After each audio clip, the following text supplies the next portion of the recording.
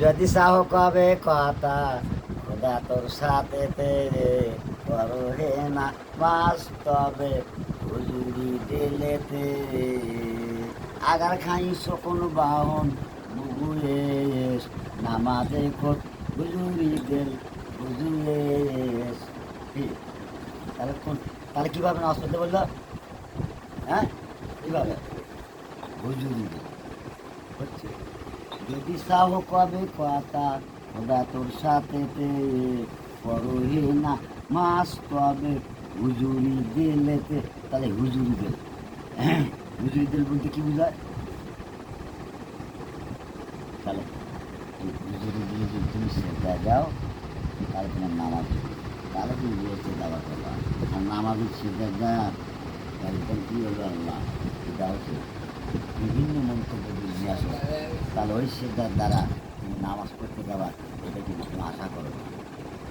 আমাদের প্রত্যেক যদি তোমার ছেলে মেয়ে বিবি বাচ্চার কথা মনে হয় তাহলে কি নামাজ হবি? সেই সেটা হবি? হ্যাঁ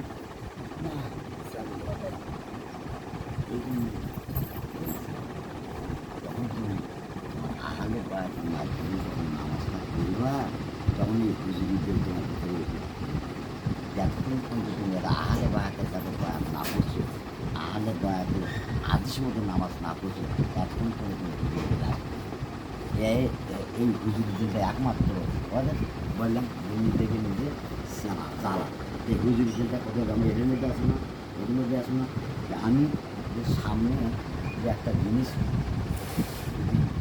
সেই হুজুরিদেরটা যদি সামনে আমার না থাকে তাহলে আমি সেটা রাখি।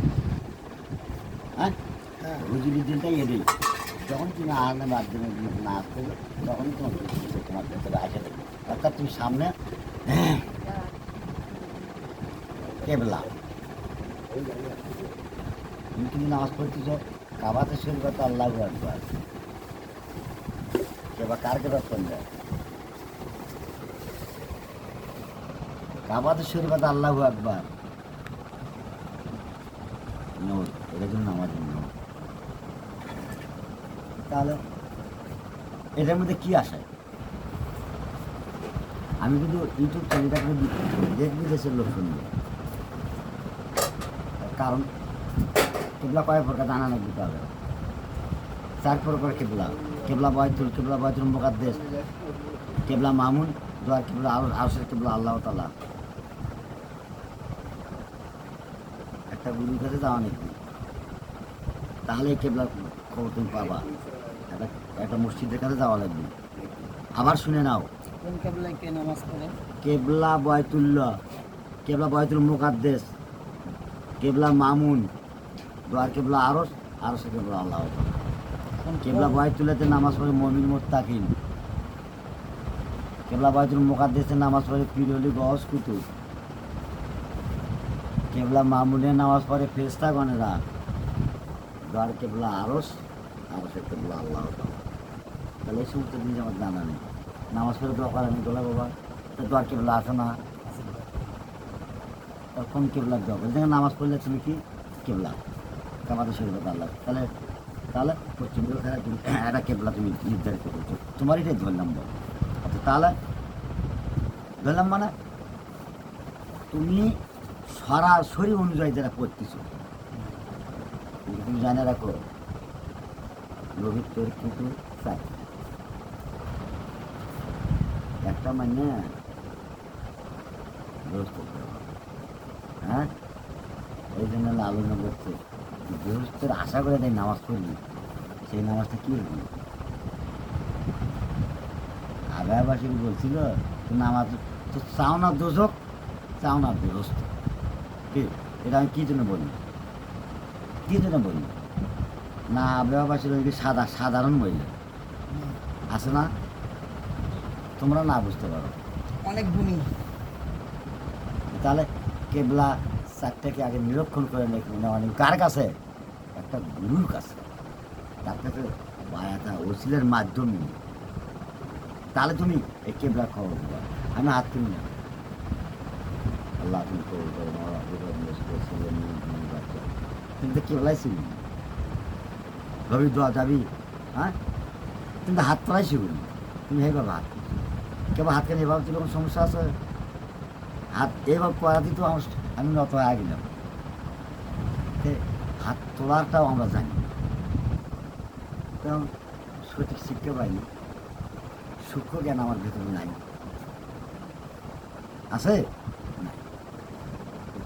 এই কেবলা যতক্ষণ পর্যন্ত তুমি স্বর্ণপতি না হয়েছো, কেবলা সম্পর্কে যতক্ষণ পর্যন্ত একটা গুরুর কাছে না জানছো, এতক্ষণ তোমার নামাজ পড়ে পারবি।